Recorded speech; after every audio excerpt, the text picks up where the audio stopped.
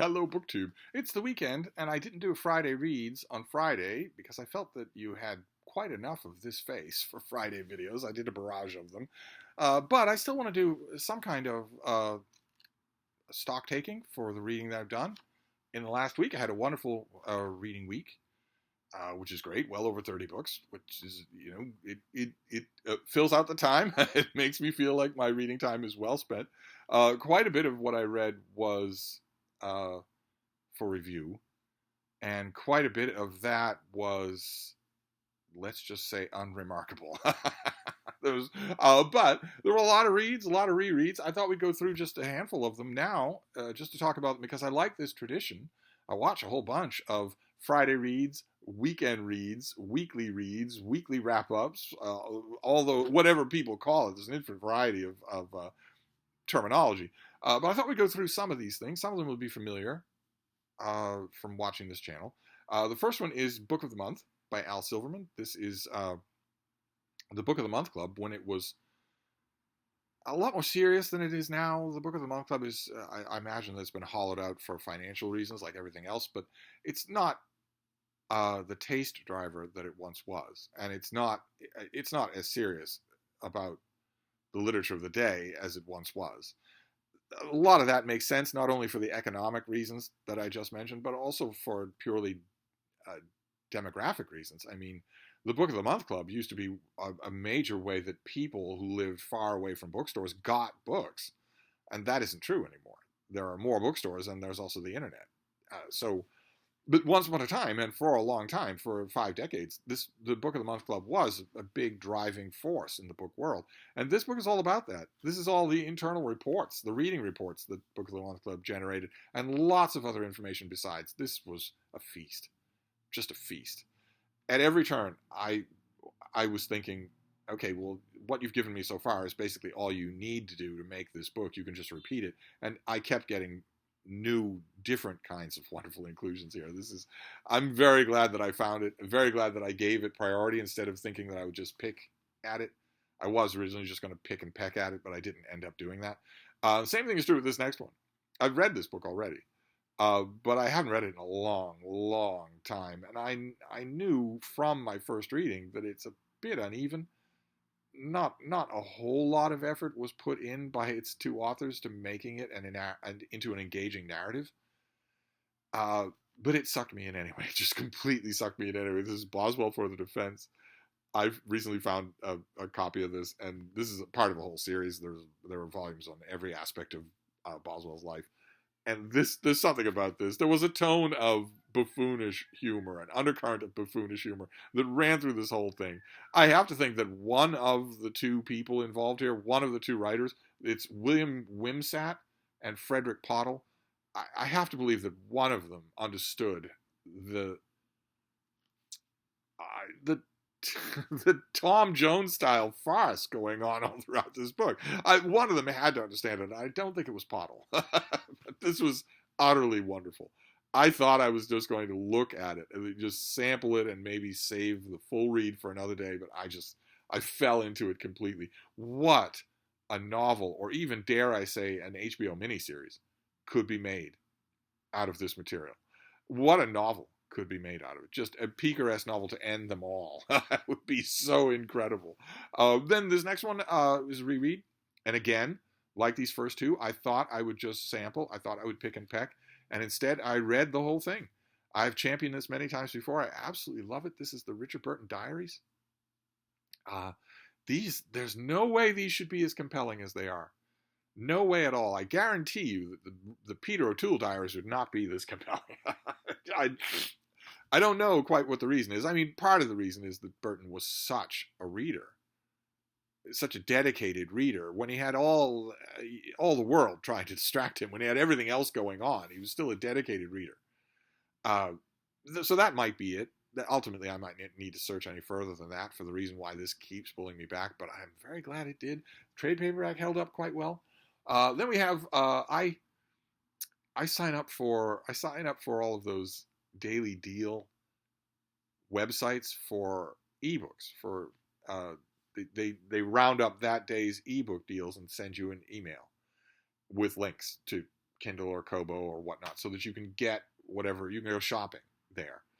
And some of those sites will mix titles in those emails. So you will get major releases that have been discounted. You'll get bestsellers from years past that have some new edition that's $3.99 or $4.99 or something like that. And you'll get tons and tons of new stuff, or newer stuff, newish stuff that's 99 cents or free, and that were only ever indie published. They were only ever ebooks. And of course, there's a hard and fast rule for those emails. I get them every day. I get 10 or 11 of them every day. But there's a hard and fast rule, because I'm not Greg and another bibliophile reads, so my hard and fast rule is that I don't pay for any of them. No. No. 99 cents is 99 cents too much. $1.99, highway robbery. $3.99, what do you want? Blood? No. I only shop among the free ebooks. But even if you restrict yourself to the free ebooks, it's still 10 books a day that you could easily add to your Kindle. And I love it, because when I add these things, when they show up on my iPad and my Kindle, well, they're right there. All of a sudden, I'm not thinking, gee, how I wish I knew what was going on in the indie world, how I wish I were getting random samplings like I used to.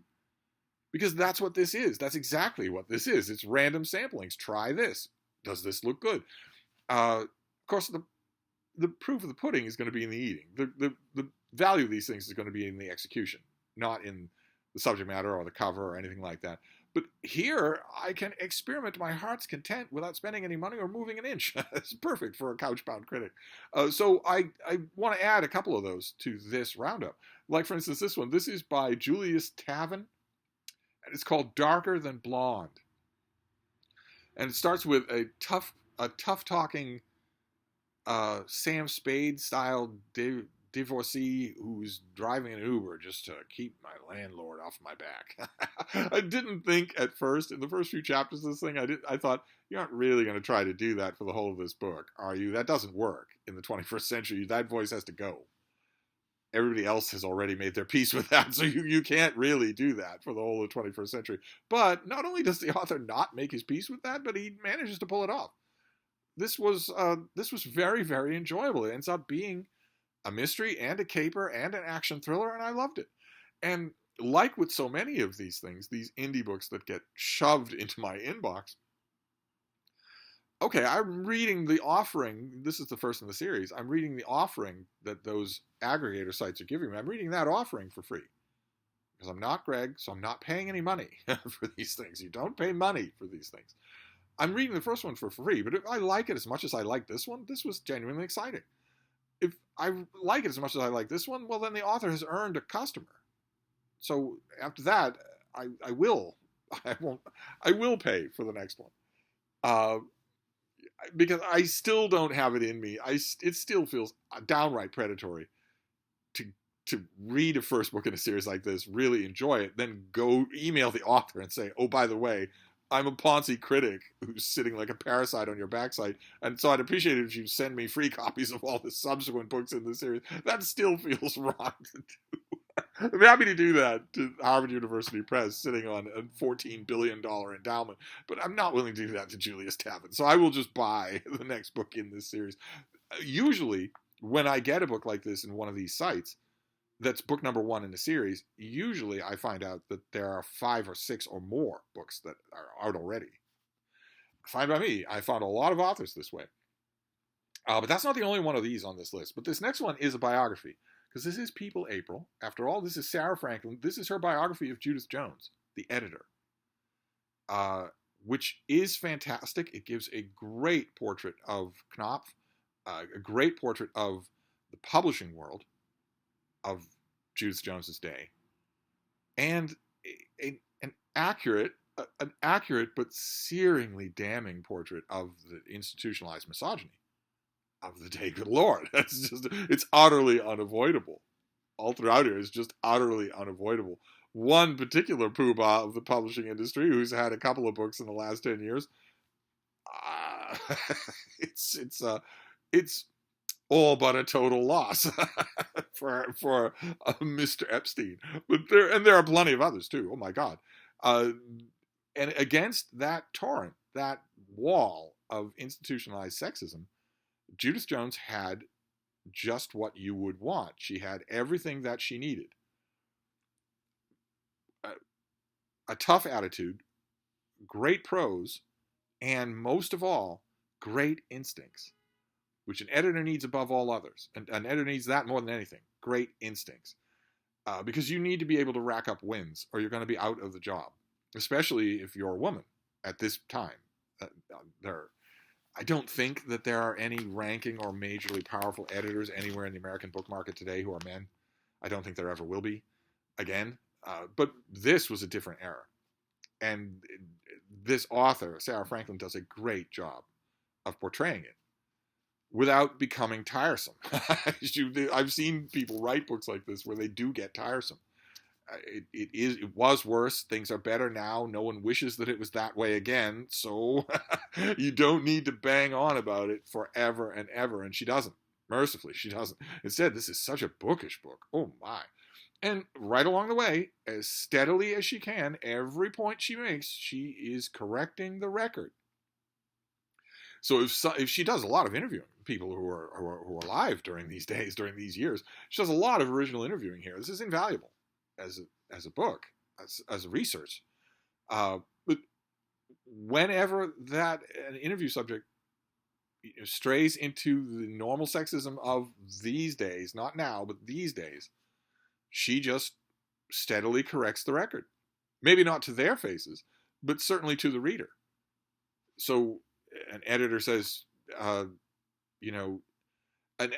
some literary figure heavily implies that Judith Jones got some sort of advantage because of, she wasn't bad to look at. Sarah Franklin will point out at this point the person in question, person X, had not seen her. And so is just being judgmental. Or at another point, another editor trying to justify turning down a request for a raise, saying, I treat everybody the same. I wasn't prejudiced or bigoted or misogynistic at all. And besides, she had a wealthy husband.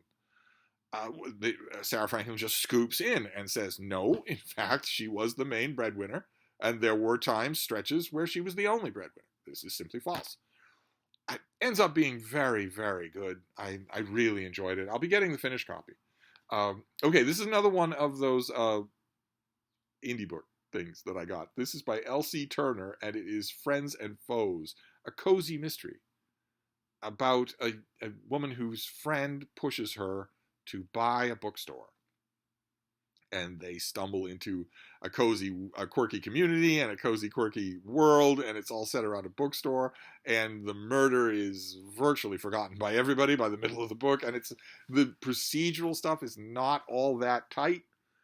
It's mainly meant, like most cozy mysteries, to be atmospheric and adorable and that sort of thing. And I don't know, I've never liked that much, and I didn't, but this is well done. It's extremely well done. This is just another example of what I'm talking about with the indie world. If this manuscript got to a publisher's reader, or an agent who wasn't out, having a Cobb salad and some white wine in the middle of the day, they'd take it in a heartbeat. It's a completely professional product. It's not the book's fault. It's not you. It's me. It's not the book's fault. But I am slowly trying to teach myself how to like cozy mysteries. I know a lot of you do. And to me, I keep coming back to the dead body. And I know that I shouldn't. In cozy mysteries, I know that you're not supposed to do that. This came a lot further than a lot of cozy mysteries do to make me like it on its own terms. So I would definitely read another book in this series. I haven't checked to see if there is one, but I would definitely read another book in this series, and slowly but surely, I am coming around. This is another thing that I got just recently at the Brattle Bookshop. I got an anthology of collections of pieces from Harpers Magazine, covering 70 years, but ending 70 years ago. So it's still very historical. Gentlemen, Scholars, and Scoundrels. I don't have any of these physical books around me. I can't be bothered. So I put them on this device just so that you can see their covers without me fumbling with them. And this was wonderful. This was another example where I did not pick and peck the way I thought I would. I went straight to, Clifton Fadiman has a long piece in here about being a book critic, which he very instructively and immediately separates from being a literary critic and then trots around the park just wonderfully. I forgot how much I love that essay. And there are other pieces in here that I'd forgotten how much I love them, or I'd heard about them and never read them. But this is, in an anthology like this is like 800 pages long. It's going to be uneven. There are snoozers in here. I read it just from cover to cover, so I hit all of those snoozers. I didn't avoid them. And a couple of them turned around. A couple of them did. A couple of them started out as snoozers, but then took on a life of their own, especially the personal essays. But I'm really glad that I have this. A lot of the stuff that's in here, a lot of the stuff, that Clifton Fadiman thing, for instance, has there ever been a big one-volume collection of Clifton Fadiman's book reviews and occasional prose? I bet not. I bet there hasn't been. It's not a question of that being rare. I bet that's never been done. And same thing for half the people in here. So I'm very glad that I have this volume. It wasn't a uniformly great reading experience. Then we have this. I showed you this the other day. This is Charles Hoffman and Mark Saraceni. This is Robert E. Howard, A Closer Look, sent to me by one of you. I spent an uncomfortably intense 15 minutes when I picked this thing up, the physical copy that I have, studying this cover. And not liking. I don't know who that is. There's a ghost sitting on a fence. The anatomy of the ghost sitting on the fence is all wrong. And in the background are two figures. I think they are Conan and Solomon Kane. I think that's true. I think this figure is supposed to be Robert E. Howard. I spent a while studying it, and then I reminded myself that covers don't matter. So I read the book instead. And I'd recently read a critical study of Robert E. Howard called Two Gun Bob. And this is very similar. I thought this took a lot fewer chances. Maybe that's just the nature of the table of contents. But some of the pieces in here were terrific. The analysis, there are two long chapters about Conan the Barbarian that are really good. I know that I'm a little prejudiced along those lines, but still, I didn't think this was as effective as the other one. And Two Gun Bob and A Closer Look both led me to think that we could stand another one of these. Where is my 900-page biography of Robert E. Howard that includes critical analyses like these two books, and everything else? Where is it? Where is it? If it exists, I don't know about it. It certainly is not from any major publisher, from any mainstream publisher, and it should be. It should be. I mean, for God's sake, you can't. Are you going to look at this and say, well, his writing only appeals to a niche audience, and he killed himself fairly early? Well, okay. Can't we say the same thing about Wilfred Owen? How many biographies of him have there been in the last 10 years, in the last 20 years, in the last 50 years? There've been 5 or 10 in the last 50 years. Does anybody know? Does the normal reading public know anything about Wilfred Owen? Wilson does, because they were, close. But does the reading public otherwise? No. Does the reading public know Conan the Barbarian? Yes, it does. It knows that name. So it bugs me. That's all. But I enjoyed this. It made me wish for more. Then this next one, this was part of I'm overdoing People April, poor unassuming booktube event that I have latched onto like a lamprey eel. All about biographies. I've been reading a ton of extra biographies this month because of People April, and I've hit some real winners this week. There's Catherine Frank's biography of Indira Gandhi that I really, really enjoyed. This is the definition of how you do a well-balanced biography. And the way you know that is because with someone like Indira Gandhi, it would be really easy to do a non-balanced biography. It would be really easy to do that. And this author does not. This was a wonderfully three-dimensional portrait. Same thing with this one, Julie Kavanaugh's biography of Nureyev, the monster. He doesn't stop being a monster by the end of the book, but he's a three-dimensional monster. And oh my God, the gigantic supporting cast, they're brought completely to life. It was Indira and Nureyev that were causing a lot of people to remind me, and I was remembering myself, Britta's admonition to me once last year: just read women, just read women. You don't have to worry about any of this rocky road of inconsistent performance if you just read women. But I loved both of them. Two biographies that go right up in my estimation that I don't think I had read either one of them before. So that's wonderful. That's a wonderful gift from People April. And there's still days to go on People April. I read a great one last night. But anyway, this next one, not so much. I am pretty much decided that this author is not for me. He's not doing anything wrong, and he has devoted fans, but he's not doing anything that I like. The author is Nicholas Not Och Dog, Night and Day. And the book is 1795, The Order of the Furies. And it was as flat as a pancake for me. I didn't get anything out of it at all. And I should have. I mean, it's a historical fiction thriller. I should have gotten something out of this. Even this author had a really successful book. Does it mention it on the cover? No, it does not. He had a really successful book a couple of years ago. We saw it on this channel. And I read that, and I think that's the closest this author has ever come to pleasing me. But this, oh baby, I don't want to block your face. This did not. And I think it feels bad to do. I always say this. I always say I think this will be my final effort with this author. But I always say that, and then I never do it. Because any author can surprise me at any point in their career. So probably the next time he has a book, I will read it. But this just sat there for me. Then this next one is by Stuart Lawrence Sinclair. We saw this just the other day. It's a tiny little thing. I used it as an amuse-bouche before I read anything else, and I loved it. This is Space Rover, part of the Object Lessons series. These little short books on individual subjects. I thought there were dozens of them. It turns out there were hundreds of them. And this is about the rovers. It's impossible when you see footage or when you hear fan clubs of these rovers. It's impossible not to personalize them. It's impossible not to think of them as living beings, plucky living beings, heroic living beings, because they're out there just powering along on these alien landscapes all day long and all night long while you're doing other things. They are roaming around, moving on the surface of Mars, for instance, where nothing else moves. That's not natural. That's not the wind.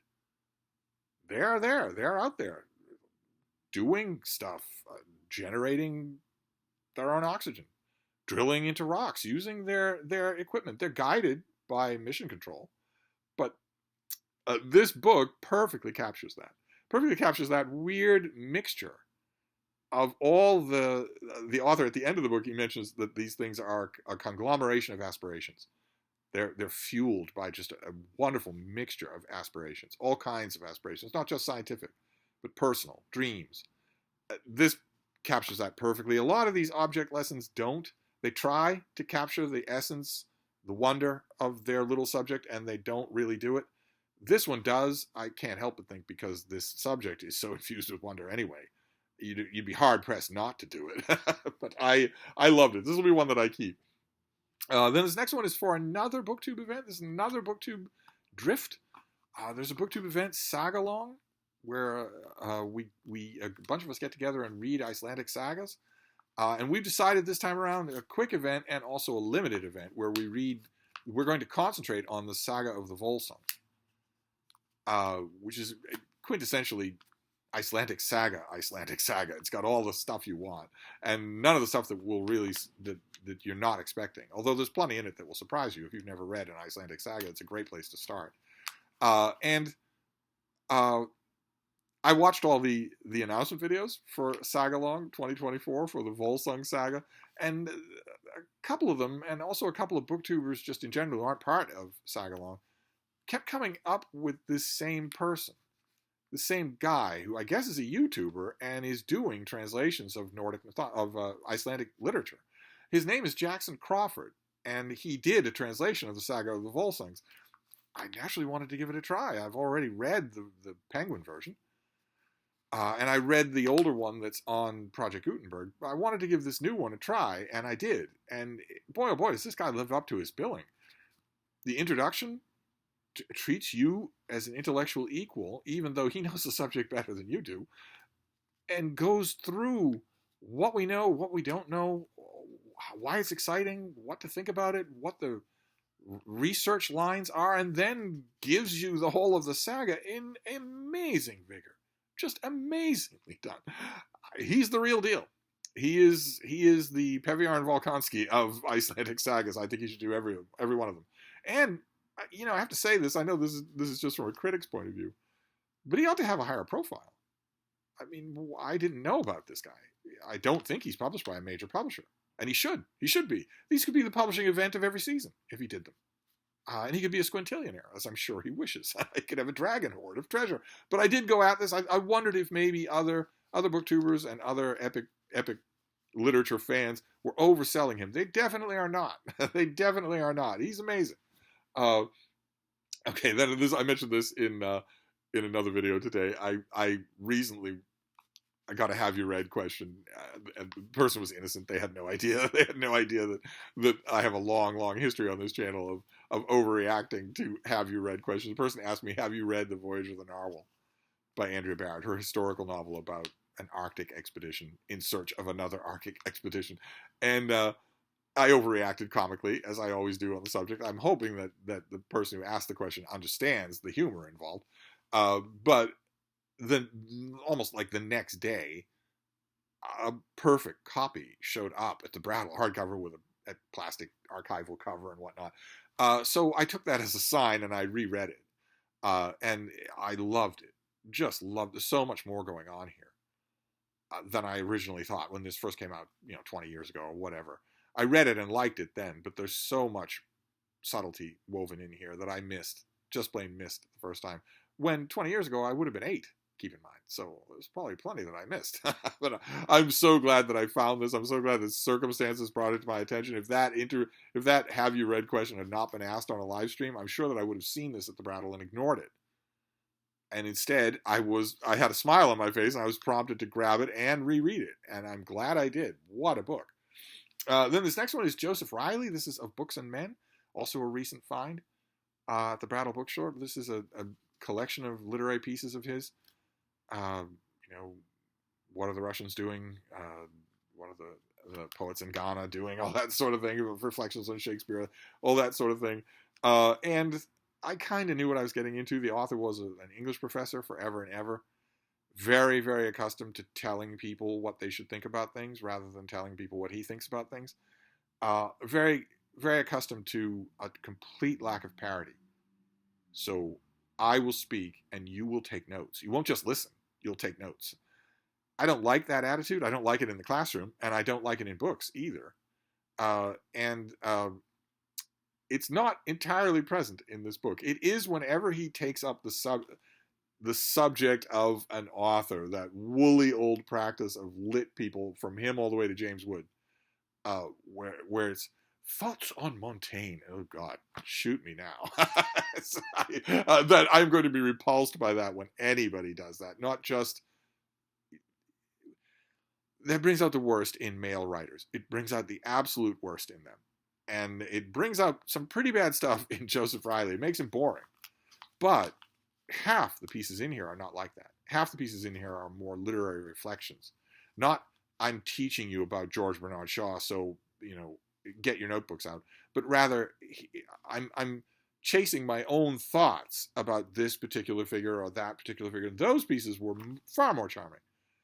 Those pieces made this a keeper, even though they're not the whole book. And that, I think, will do it. I mean, I covered some other weekly reads in other videos, obviously. I mean, I do a lot of other reading in the week. Like, for instance, People April. I covered a couple of biographies in this video, but I'm reading one every day. So, some of those are quite good. I just last night read one on Erasmus Darwin that I really enjoyed. But this is enough. This is a thumbnail. That's what these videos are. Well, for me, they're a thumbnail. A lot of you have a lot of other calls on your time, so you make a video that actually does cover everything that you read. But this is close enough. And I'm curious, of course, to know, as always, what you did this week in terms of reading. Did you have a good reading week? Bad reading week? Did you have any amazing discoveries? Like some of the ones that I've had here were amazing discoveries. I'd love to hear about it all. You know that if you were here on Fridays for Wine and Calzones, I would be asking you a million nosy questions. So feel free to let me know. But anyway, I'm going to wrap this up, but I'll be back. Thank you, BookTube.